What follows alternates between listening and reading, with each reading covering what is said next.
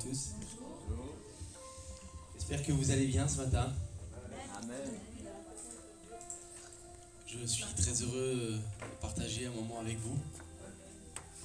Donc comme mon frère vous a dit, je m'appelle Noël. Je suis venu avec mon épouse Laura. Nous sommes venus de Paris hier. On a passé un petit moment ensemble. On a partagé un passage de mon témoignage, un moment de mon témoignage. Mon frère m'a demandé de vous partager un petit peu mon témoignage rapidement. Je ne vais pas perdre trop de temps sur ce sujet, mais je vais reprendre un petit peu mon témoignage. Je fais partie d'une fratrie de 5 enfants.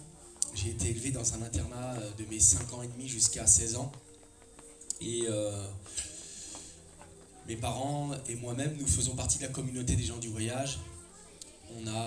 J'ai été élevé dans un internat, mais pas dans la communauté en soi, mais toujours avec cette culture quand même très tzigane, très forte. Alors liée dans beaucoup de violence, dans des choses qui malheureusement ont forgé en moi un caractère et une mentalité très dure. Et à l'âge de 17-18 ans, je suis tombé dans la délinquance. Et la délinquance a fait de moi quelqu'un de très compliqué. Je suis vraiment tombé bas dans le péché. Donc je suis tombé en prison à l'âge de 19 ans, 18 ans et demi, 19 ans. J'ai été condamné à 15 ans de réclusion criminelle pour des faits de vol avec armes, séquestration, association de malfaiteurs. Donc des faits graves qui m'ont emmené en prison pendant des années. J'ai fait appel de cette peine et en faisant appel de cette peine, j'ai eu la chance d'avoir 4 ans de moins. 4 ans de moins. Donc j'ai fini ma peine, j'ai fait 3 ans et demi en tout en fait de prison. Donc Dieu a quand même, malgré tout ça, Dieu a quand même établi beaucoup de chance, beaucoup de pardon, beaucoup d'amour. Parce que peut-être que j'étais pas véritablement prêt à assumer tout ça. Malgré que les choix étaient de ma part, je me suis mis moi-même dans ces erreurs. Je suis ensuite sorti de prison. La prison a été terminée pour ma vie, mais j'étais très influençable, donc le diable et ses démons n'en avaient pas fini avec moi. Je suis tombé dans la cocaïne, dans la drogue, très bas aussi. Je consommais énormément de cocaïne et tous les jours je consommais. J'ai fait ça pendant 4 ans. Jusqu'au moment où Dieu a eu un plan bien détaillé pour ma vie. Et ce plan, il a terminé en fait, si vous voulez. C'est très atypique parce que il a sauvé ma famille et il m'a, moi, en fait,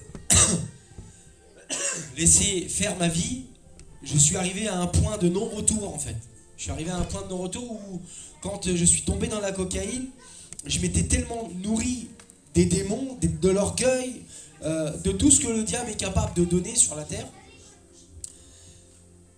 J'ai voulu me suicider. Et quand je me suis positionné dans le suicide, où j'ai voulu m'ôter la vie sur une ligne de chemin de fer, le Saint-Esprit a parlé à mon cœur.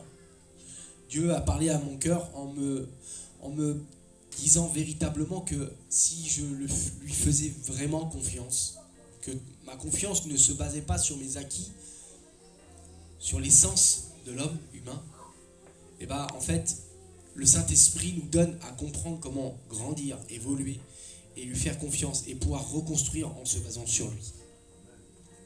Et c'est ce qui s'est passé. Je lui ai fait confiance. Et quand je lui ai fait confiance, Dieu a rétabli les problèmes. Dieu avait déjà sauvé ma famille. Dieu avait converti mes frères, ma mère, avait converti beaucoup de gens, donc avec beaucoup de difficultés, en ayant des caractères durs, en ayant des mentalités avec... vous savez, quand on est forgé dans une communauté où le pardon est limite inacceptable, à vie, entre frères et sœurs, entre mère et fils,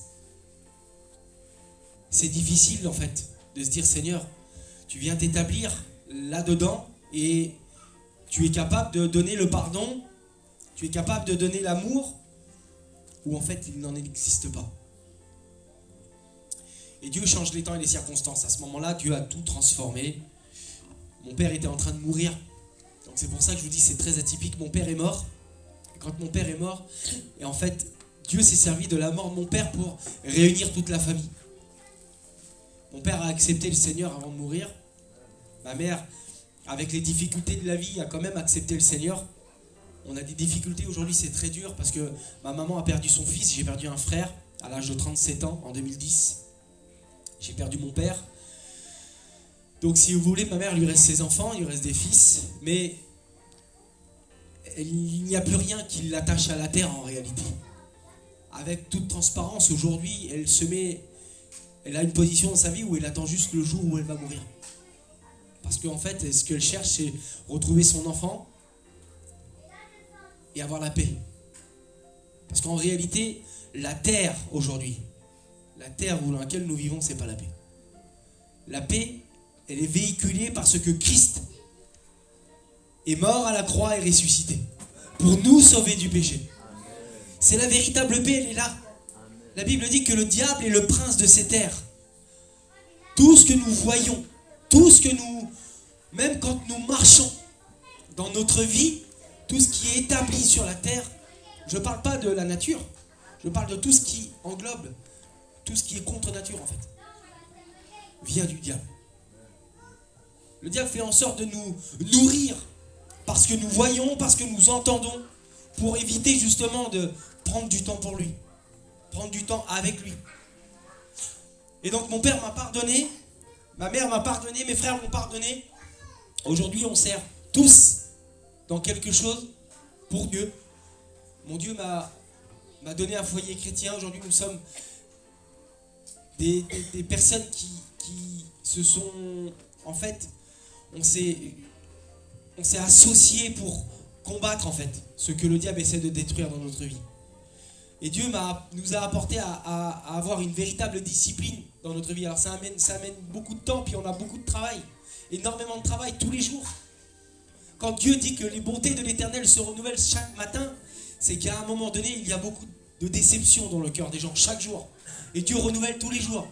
La vie chrétienne, comme on dit, c'est un entretien tous les jours avec Dieu.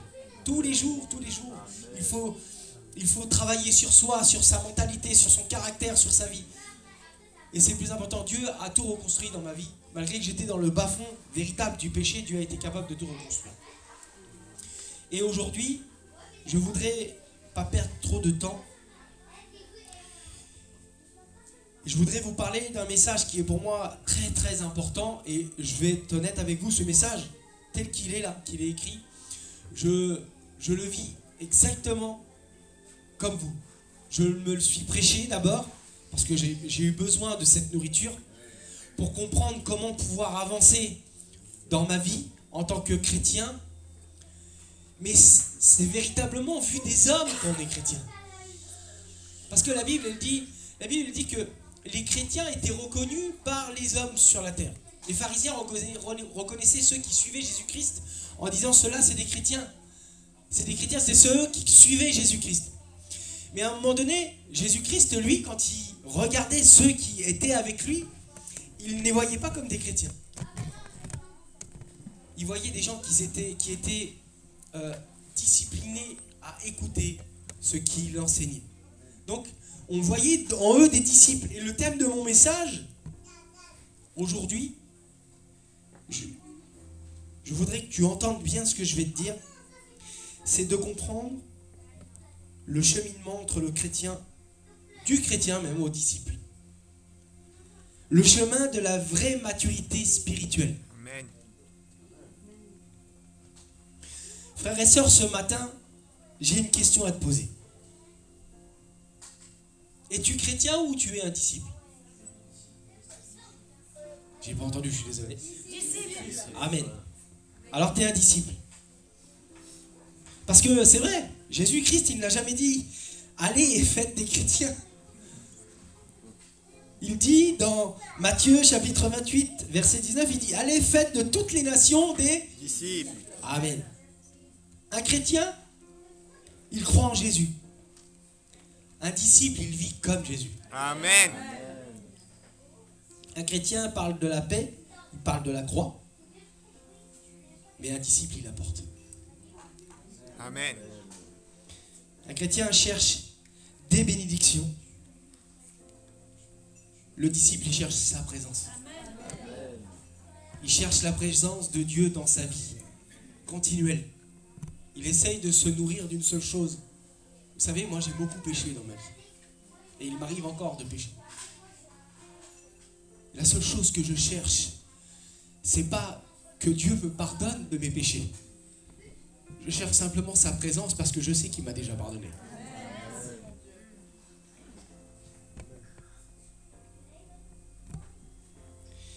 C'est difficile de dire qu'un chrétien écoute la parole de Dieu. Oui, un chrétien, il écoute la parole. Le disciple, lui, il obéit à la parole. Jean chapitre 8, versets 31 à 32, il va dire « Si vous demeurez dans ma parole, vous êtes vraiment mes disciples. Amen. Vous connaîtrez la vérité et la vérité vous affranchira. » Jésus dit « Si vous demeurez », pas si vous commencez, pas si vous avez entendu. Il dit « Si vous demeurez ». Le chrétien, il visite la parole. Le disciple, lui, il fait quoi? Il habite dans la parole. Je pense que quand on connaît des versets, en tant que chrétien, je peux vous citer plein de versets de la parole de Dieu. Mais le plus beau, le plus bon à comprendre, c'est de les vivre, ces versets. Vivre la parole véritable.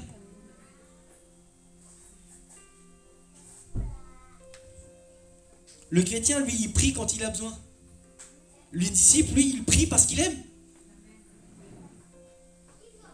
Il t'arrive des problèmes. Seigneur, je vais me mettre en prière parce que j'ai besoin. Oui, c'est vrai, mais Dieu connaît tes besoins. Dieu connaît chaque besoin de ta vie. Lui, ce qu'il veut, c'est que tu l'aimes. La conscience de ton identité, disciple, c'est pas de dire Seigneur, je te demande pardon pour mes péchés. Je regarde personne et je mets personne mal à l'aise. Je dis Seigneur, je te prie parce que tu m'as aimé. Je te prie parce que tu m'as aimé. Et parce que tu m'as aimé, on en parlait hier, c'est parce que Dieu nous a aimés qu'il emmène dans notre cœur cette compassion de pouvoir lui demander pardon. Amen.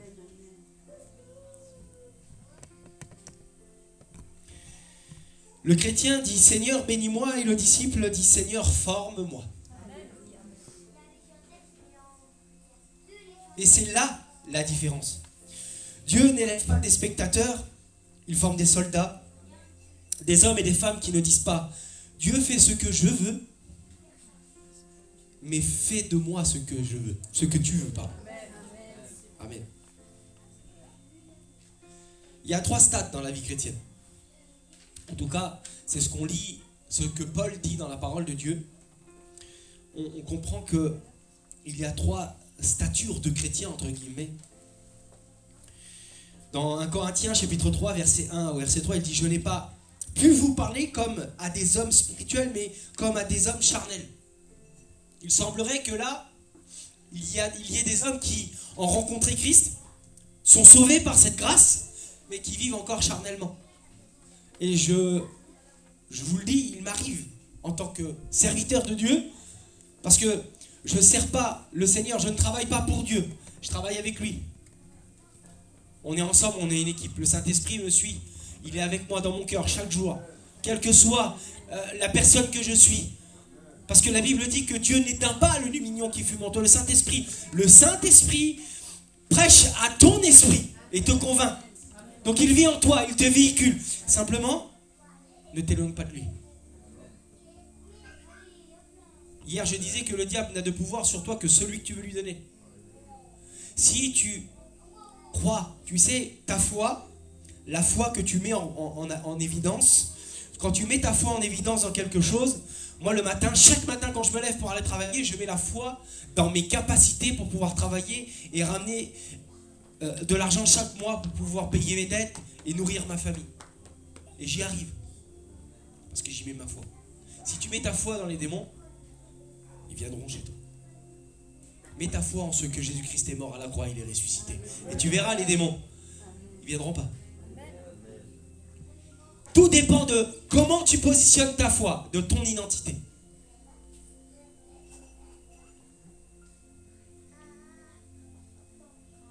Le chrétien charnel est sauvé, mais non transformé. Il aime Jésus, mais reste dirigé par ses envies, ses colères et ses blessures. Et ça m'est arrivé, et ça m'arrive encore. Parce que souvent, des fois, on oublie qui nous sommes. Parce qu'on passe tellement de temps à se nourrir sur des choses des fois qui sont tellement futiles, des problèmes qui sont vraiment pas des problèmes. Parce qu'on se laisse nourrir. On se laisse nourrir. On se laisse nourrir par des fois des mauvaises choses.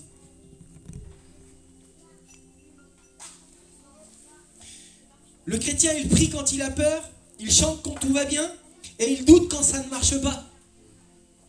Tu doutes quand ça ne marche pas. Parce que dans ton cœur, oui, Dieu t'a fait une promesse dans ta vie. Dieu t'a fait une promesse. Et parce que ça ne fonctionne pas, ça ne va pas dans ton sens, on voudrait que ça se passe comme nous, on a décidé. Mais on oublie le processus que Jésus et Dieu ont mis en place. Il y a un processus dans ta vie chrétienne.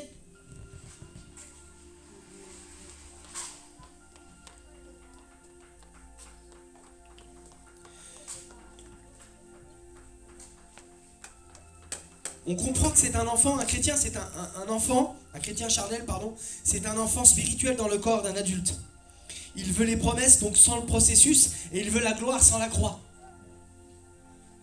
Dieu ne veut pas juste te sauver du monde. Il veut te changer à son image. Il veut changer ta manière de penser, ta manière de voir les choses, ta manière de pouvoir appréhender chaque problème sur ta vie avec cette vision qui est christocentrique. Ensuite, il y a la deuxième étape du chrétien, c'est le chrétien psychique, on va dire naturel.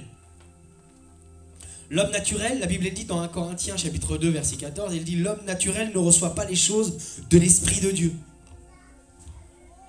Alors il est sauvé par grâce, mais il ne reçoit pas l'Esprit de Dieu. C'est contradictoire en fait, et on comprend. Et en fait, dans la phrase, on comprend que non, ce n'est pas contradictoire. Pourquoi ? Parce que l'étape avec le processus spirituel dans la maturité, Dieu, lui, veut que tu comprennes. Dieu a compris, Dieu sait qu'il va te faire grandir. Mais il faut que tu en prennes conscience pour élever.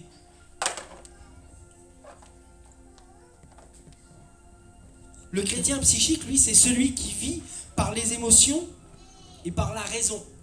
Alors parce que c'est comme ça, on va faire comme ça. Et on est borné. Oui, tu comprends, il y a un tableau et il faut qu'on remplisse toutes les cases. Mais des fois, avec Dieu, on ne remplit pas toutes les cases. Pourquoi ? Parce que tu as ton ADN, tu as ton ADN, tu as ton ADN, tu as ton ADN. On est tous différents. Et le fait que nous sommes tous différents, les choses ne se font pas comme tout le monde voudrait que ça se passe. On a tous élevé avec notre caractère, notre mentalité. Et oui, on doit avoir cette patience, cette sagesse. Combien de fois mon épouse me le dit, moi ? Si les enfants avaient reçu ton éducation, aujourd'hui tes enfants, ce seraient des pancartes. Sauf que mes enfants, ils bougent. Et je suis heureux parce que je vois des fois des gens avec des enfants qui sont malades, qui sont handicapés, paraplégiques. Et je dis, Seigneur, merci de me donner des enfants qui courent et qui sautent partout.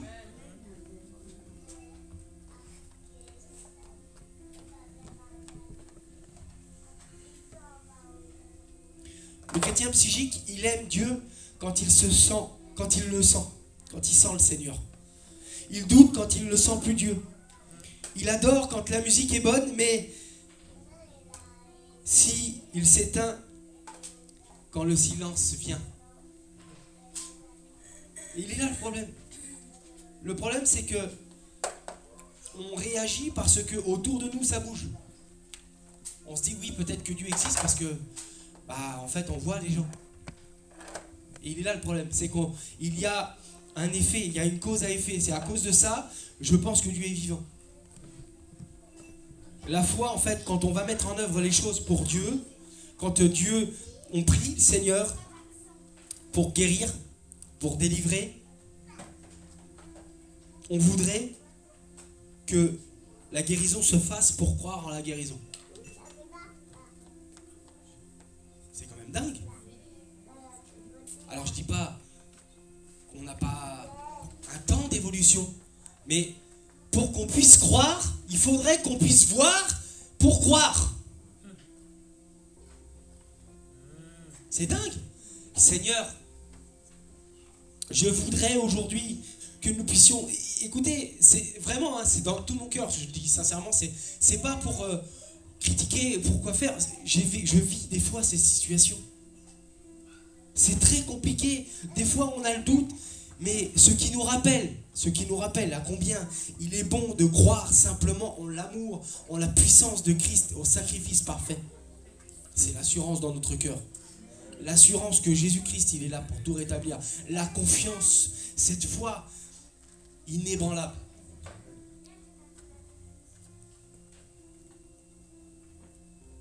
Dieu ne t'appelle pas à être ému. Il t'appelle à être ému par l'Esprit. Ce n'est pas ce que tu ressens qui compte. C'est ce que tu crois. Les émotions passent et la foi, elle demeure. La foi n'est pas un sentiment, c'est une position. C'est un choix. Jean, chapitre 20, verset 29, il dit « Heureux ceux qui n'ont pas vu, qui ont cru. » Le chrétien psychique veut voir pour croire, mais le disciple croit pour voir. Alléluia. Et le dernier point, c'est le disciple, le chrétien spirituel, avec tous ses attributs. Ceux qui sont conduits par l'Esprit de Dieu sont fils de Dieu. Romains chapitre 8, verset 14. Le chrétien spirituel ne fuit pas la tempête. Il parle à la tempête. Amen. Il ne demande plus « Pourquoi Seigneur ?», mais « Pourquoi Seigneur ?» Que veux-tu que je fasse, Seigneur, pour toi? Parce que souvent on dit, Seigneur, je veux faire ci, je veux faire ça, je veux faire ci, je veux établir des choses. Mais on ne se positionne pas dans, Seigneur, qu'est-ce que tu voudrais que je fasse, Seigneur, pour toi? Quel chemin voudrais-tu que je suive? Comment dois-je me positionner? J'ai compris longtemps. J'ai compris au bout de très très longtemps qu'il fallait que j'ai de l'humilité dans mon cœur pour pouvoir avancer. De l'humilité, de l'obéissance et fondamentalement l'amour. C'est la plus belle des choses. J'ai compris que l'humilité, ça me permettait d'écouter les gens. L'humilité de se laisser enseigner, ça c'est aussi très important. Parce qu'on reçoit des enseignements, des éducations, on reçoit des choses, mais des fois, malheureusement, des fois c'est bafoué. Et pour ma part, ça l'a été. Il a fallu que je révise ma copie du début. Et j'ai dit, Seigneur, on va repartir du début, mais Dieu a dit, malgré que tu recommences, tu as quand même ta mentalité, ton caractère. Il faut savoir avoir de l'humilité. De l'humilité de se dire, il y a peut-être des choses que je n'ai pas compris, Seigneur. Et on va réapprendre ensemble. C'est une force.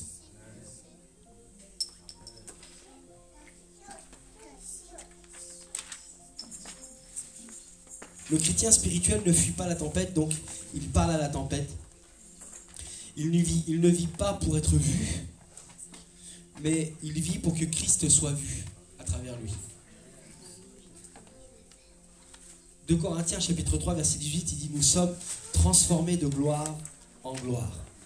Le chrétien spirituel ne cherche plus à briller, il laisse Jésus-Christ briller à travers lui. Les étapes de la croissance spirituelle, aujourd'hui, pour moi, ce sont les choses les plus fondamentales. Dieu travaille avec un processus, il ne te propulse pas, il te forme de jour en jour. Il y a la naissance, donc Jean 3,3. Il faut que vous naissiez de nouveau.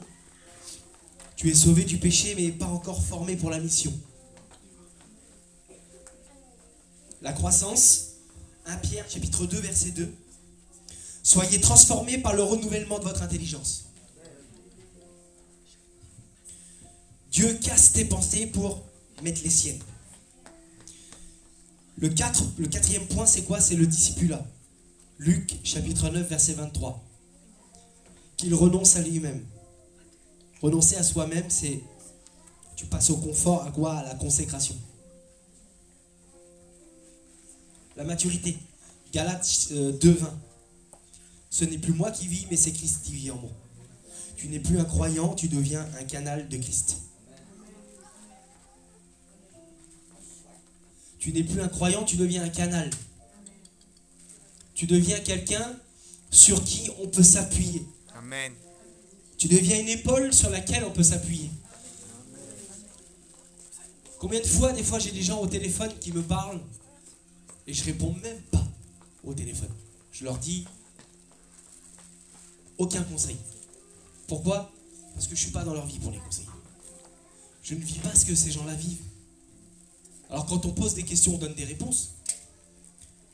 Mais pour conseiller des gens, il faut vivre la vie des gens. Simplement être une écoute, des fois, c'est une force, mes frères et sœurs. Il y a des gens qui ont besoin de parler. Il y a des gens qui ont besoin de sortir des choses. Aujourd'hui, je me suis positionné sur une façon de pouvoir essayer de bénir les gens, de pouvoir les écouter. C'est dur des fois d'écouter des gens quand ils vous expliquent leur vie, leurs péchés, sans avoir un jugement d'arrière-pensée. Simplement avec amour. Amour. On est humain, on est limité. Limité dans tout ce qu'on fait. On est limité. Même pour écouter les gens, on va toujours avoir instinctivement un conseil à donner. Soyons des épaules, mes frères et sœurs. Des épaules sur qui on peut compter, simplement. Il y a quelques temps de ça, j'ai un ami qui me téléphone. Et après le constat, sans porter de jugement, mais il vivait dans le déséquilibre total. Il courait les églises, courait les prédications, et chez lui, c'était la débandade. Il n'avait plus d'argent pour manger. Les enfants allaient et venaient, faisaient ce qu'ils voulaient. La femme, c'était compliqué. Et je me suis dit, Seigneur, qu'est-ce que je peux faire pour essayer d'aider cette personne? Cette personne me téléphone et il me dit, voilà, j'ai un chantier comme ça, comme ci. Puis je sais que je fais des travaux, moi. Je sais que si je prends une semaine pour aller l'aider, je ne vais pas voir ma famille pendant une semaine, ça va me coûter de l'argent. Et puis après, je me posais énormément de questions. Pourquoi? Puis à un moment donné, dans mon cœur, ça m'a dit, bon, c'est pas grave. Et je voulais pas y aller. Et je dis à ma femme, j'annule. Et au dernier moment, ma femme me dit, non, annule pas. Vas-y, c'est pas grave, on va se débrouiller. Et je suis parti pendant une semaine. Je suis arrivé dans cette famille. Et j'ai vu tout ce qui s'est passé. J'ai dit, Seigneur, comment je vais pouvoir, même si je vois ce qui se passe pendant une semaine, comment je vais pouvoir dire à ce frère, ça va pas, ça va pas. Je peux pas. Et ce que j'ai fait, je lui ai dit les choses qui se passaient chez moi. Je lui ai dit, tu vois, je faisais ci, je faisais ça, et ça allait pas. J'ai pris le temps. Et j'ai commencé à mettre un ordre avec tout ce que je faisais chez moi pour qu'il puisse comprendre que il faudrait qu'il essaye de le faire chez lui. Peut-être que ça va fonctionner. Et il y a quelques jours de ça, il me téléphone, il m'envoie des messages. Et il me dit, mon frère, t'avais raison. Il me dit, j'arrivais pas à comprendre qu'en fait, tout ce que je faisais, c'était complètement dans le déséquilibre. Il dit, aujourd'hui, au lieu d'aller courir dans les églises, je vais plutôt m'occuper de ma femme et de mes enfants. Béni soit Dieu. Et je vais plutôt protéger mon foyer, protéger la femme que j'aime, protéger les enfants qui grandissent, un petit bébé. Et je dis, Seigneur, c'est la plus belle des choses que tu dis. Si tu as pris conscience, c'est bien. Alors oui, ça va demander du temps, mais tu as pris conscience. La discipline, mes frères et sœurs, elle commence déjà par des leçons. Les marques d'un vrai disciple. Un vrai disciple, ça se reconnaît par quoi? Ça se reconnaît par la fidélité à la parole de Dieu. Jean chapitre 8, verset 31. Par son amour, Jean 13, 35. Par son fruit, Jean 15, verset 8. Par par son obéissance. Et ça, c'est malheureusement Difficile. le manque de chacun. L'obéissance. L'obéissance vaut mieux que tous les sacrifices. Et par sa capacité à reproduire la vie. À reproduire la vie que Jésus-Christ a eue sur la terre. Le fruit prouve la racine. Tu n'es pas disciple parce que tu connais la Bible, mais parce que la Bible te connaît. Tu n'es pas spirituel quand tu ressens l'Esprit, mais quand tu obéis à l'Esprit. Le disciple, c'est celui que Dieu peut envoyer même dans le désert et qui sait qu'il n'est pas seul. Amen. Et pour conclure, mes frères et sœurs, parce que je ne veux pas m'attarder, Dieu ne veut pas que tu restes un chrétien de surface.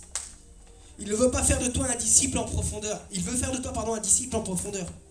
Il ne t'a pas sauvé pour que tu sois assis, il t'a sauvé pour que tu sois envoyé. Il ne veut pas juste que tu connaisses sa voie, il veut que tu marches selon sa voie. Amen. Ce matin, Dieu t'appelle à changer de niveau.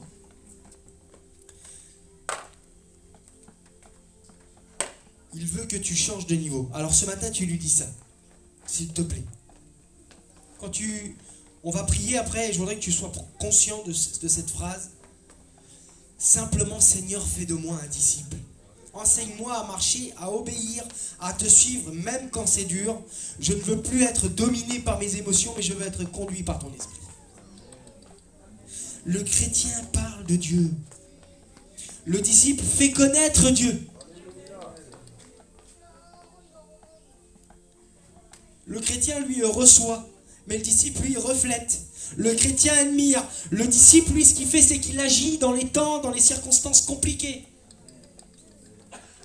Ce matin, Dieu cherche des disciples remplis de feu, mes frères et sœurs. Des hommes et des femmes qui disent, Seigneur, je veux passer de la foi, de la bouche à la foi du cœur. Si tu le veux vraiment, mon frère, ma sœur, alors l'Esprit de Dieu fera le reste dans ta vie. Je veux que tu prennes conscience de ça. C'est-à-dire que entre Romains 7 et Romains 8, il y a deux étapes spirituelles.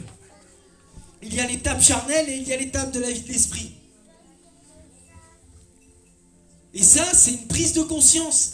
Mais la conscience dans quoi? Dans le choix que tu vas faire. Comment tu vas positionner ta foi.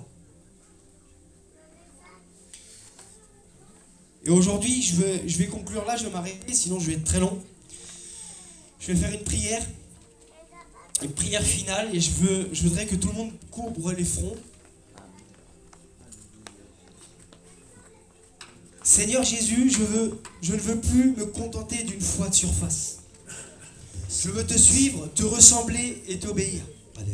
Apprends-moi à marcher selon ton esprit. Brise la chair, purifie l'âme et remplis mon esprit de ton esprit. Je veux être ton disciple, Seigneur. Transforme ma vie de gloire en gloire. Au nom puissant de Jésus-Christ. Et ce matin, mon frère, ma soeur, vu qu'on est ensemble, on est une famille en Christ, je veux juste que tu puisses repartir d'ici avec quelque chose qui t'a permis de prendre conscience. Je veux qu'on prie ensemble. Donc ce matin, je fais un petit appel et je me mets dedans.